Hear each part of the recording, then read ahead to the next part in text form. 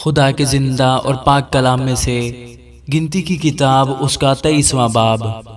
اور بلعام نے بلق سے کہا کہ میرے لیے یہاں 7 مذبے بنوا دے اور 7 بچھڑے اور 7 مینڈے میرے لیے یہاں تیار رکھ۔ بلق نے بلعام کے کہنے کے مطابق کیا، اور بلق اور بلعام نے ہر مذبح پر ایک بچھڑا اور ایک مینڈا چڑھایا۔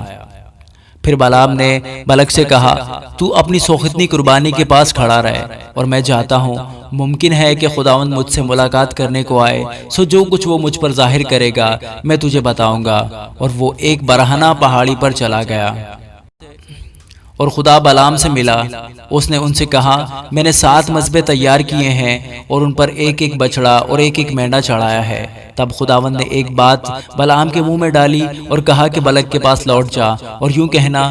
سو وہ اس کے پاس لوٹ کر آیا، اور کیا دیکھتا ہے کہ وہ اپنی سوختنی قربانی کے پاس مواب کے سب امراء سمیت کھڑا ہے۔ تب اس نے اپنی مثل شروع کی اور کہنے لگا، بلق نے مجھے آرام سے یعنی شائع مواب سے مشرق کے پہاڑوں سے بلوایا کہ آجا اور میری خاطر یعقوب پر لعنت کر، اسرائیل کو پھٹکار۔ میں اس پر لعنت کیسے کروں جس پر خدا نے لعنت نہیں کی؟ میں اسے کیسے پھٹکاروں جسے خدا نے نہیں پھٹکارا؟ چٹانوں کی چوٹی پر سے وہ مجھے نظر آتے ہیں اور پہاڑوں پر سے میں ان کو دیکھتا ہوں۔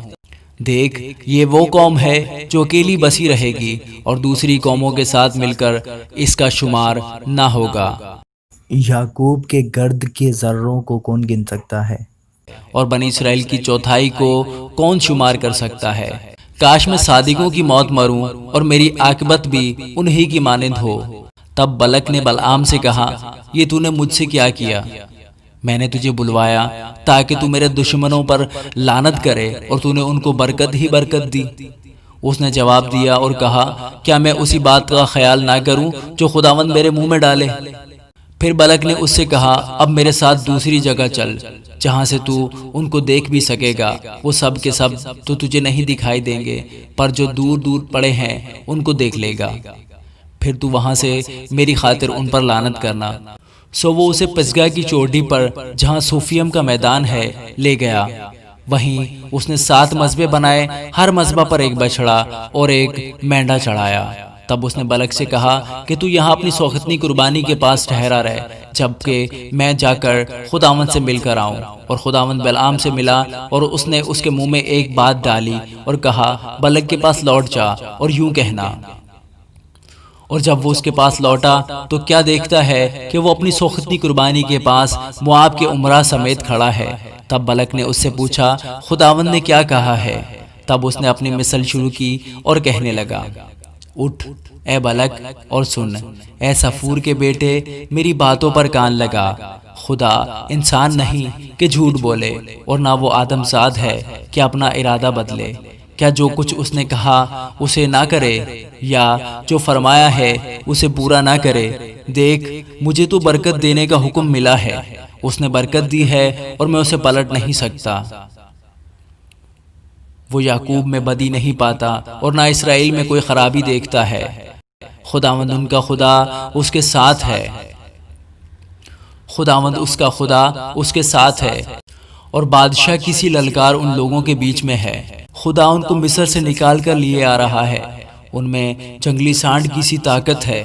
یعقوب پر کوئی افسون نہیں چلتا، اور نہ اسرائیل کے خلاف فعال کوئی چیز ہے، بلکہ یعقوب اور اسرائیل کے حق میں اب یہ کہا جائے گا کہ خدا نے کیسے کیسے کام کیے۔ دیکھ، یہ گروہ شیرنی کی طرح اٹھتی ہے اور شیرنی کی مانند تن کر کھڑی ہوتی ہے۔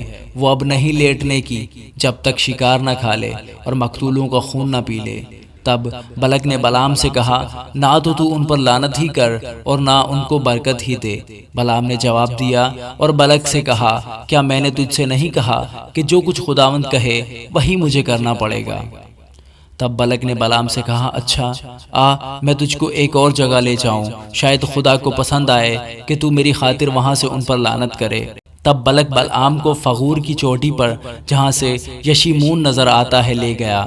اور بلعام نے بلق سے کہا کہ میرے لیے یہاں 7 مذبح بنوا اور 7 بیل اور 7 ہی مینڈے میرے لیے تیار رکھ۔ چنانچہ بلق نے جیسا بلعام نے کہا ویسا ہی کیا، اور ہر مذبح پر ایک بیل اور ایک مینڈا چڑھایا۔ آمین۔